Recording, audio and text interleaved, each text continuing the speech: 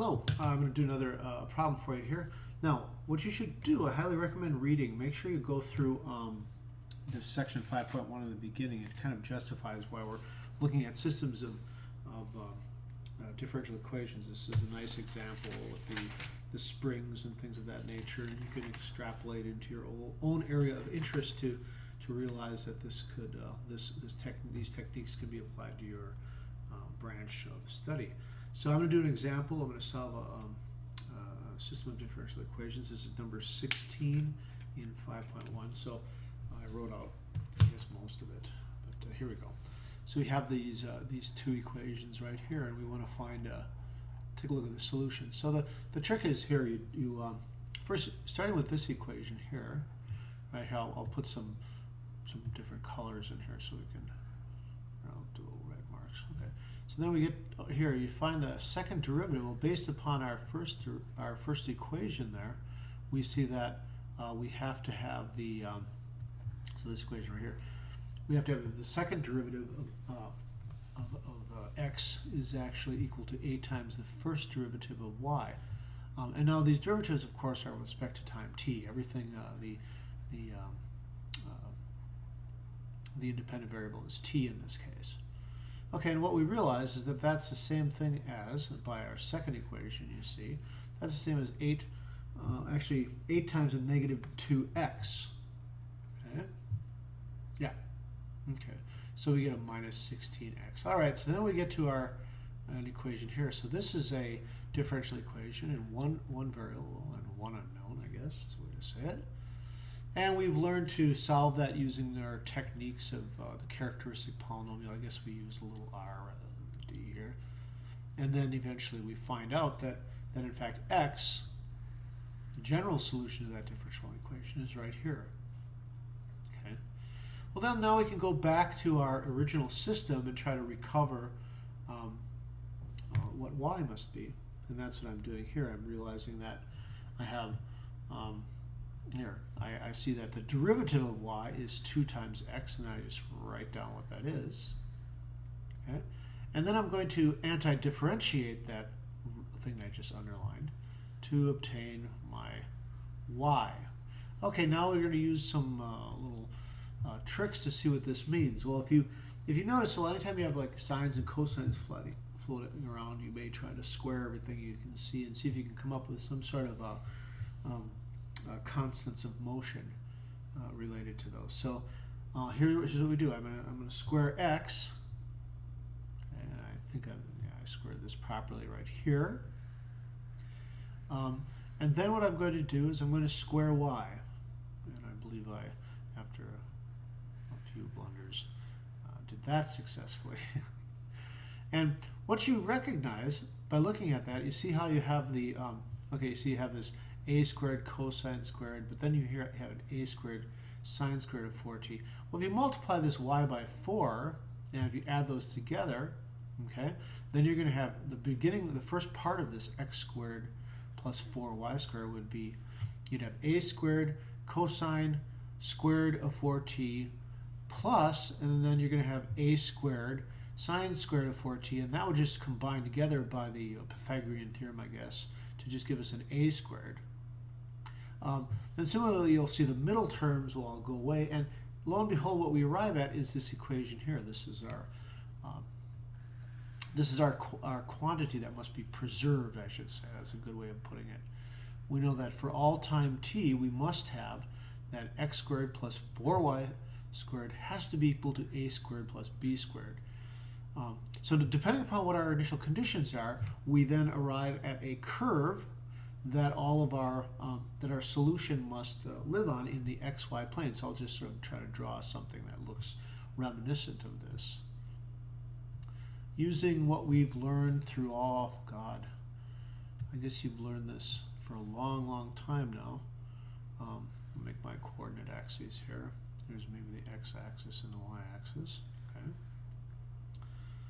So let's take a look here. Change colors up here a little bit. So what you see, let's call this is like the x. What the hell? Sorry about that. So this is the x-axis here. Let's call this the y-axis. So we have this equation back up here. We have x squared plus 4y equals a squared plus b squared. So let's just imagine that somehow we take some points a squared, so that a squared plus b squared equals 1, right? So there's some point here, and that's our sort of our 1 point, which has a distance 1 away from the origin. That, for example, we could know that, maybe we know that x at times 0, maybe we know it's equal to the square root of 2 over 2, and we know that y at times 0 is equal to the square root of 2 over 2. Okay, that's maybe this point right here. So I'm saying that these are the coordinates, right? Now, looking at this this equation here, you see that this is a this is the equation of an ellipse now. So if I write down x squared plus 4y squared equals 1, that is the equation that must be satisfied by the solution curves in x and y of my system of equations. So you can see that's an ellipse, and let's see what we have here. Okay, so if I'm just thinking here. So if y is 0, then x squared is 1. So maybe this is our point right here on the unit circle. So there's 1 point here, and then there's another point down here, right? And if x turned out to be equal to 0, then y would have to actually be equal to, in this case, oh, I did that wrong. So if y were 0, well, let me fix this up. I think I may have said the right thing, but I certainly drew the wrong thing. So let me get in here and clear this up a little bit. Okay, that's not what I wanted. So let's try this again.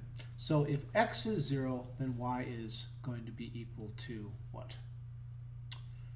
The square root of 2. So it's about, let's say, right here. I'm trying to make this as close to real as possible. Get a point here and here. Okay. Now, if y is 0, then x is 1. So that would have to be out here somewhere, right? So what we see for this particular situation, we see that the curve would be constrained to live on this ellipse. And in fact, if you take a look at the structure of the solution in x, you can obtain an idea of the direction of motion, right? Well, actually, it's really kind of interesting. Let's just take a look here. It says, take a look at this, x prime. So if you look here, when the value of y is positive, the derivative of x is positive. So x is increasing. And looking here, when x is positive, you see that the value of y is negative. So y is decreasing. Okay? So let's take a look here. So when y is positive, so is the derivative of x. In other words, x is increasing. And when x is positive, the change in y is negative. All right? So let's interpret that on our parabola. Okay, so keep this straight here. So this means here, let's take a point here. Let's suppose we're right here. Okay, here's a situation where both x and y are positive, right? And so what has to happen here?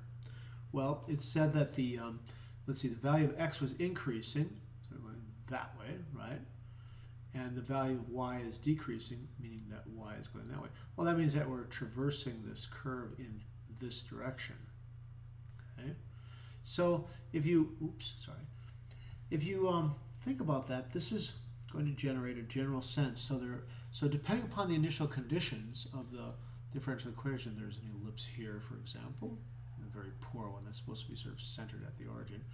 It goes in this way, and this is how you can gauge a sense of the solutions, and none of these cross.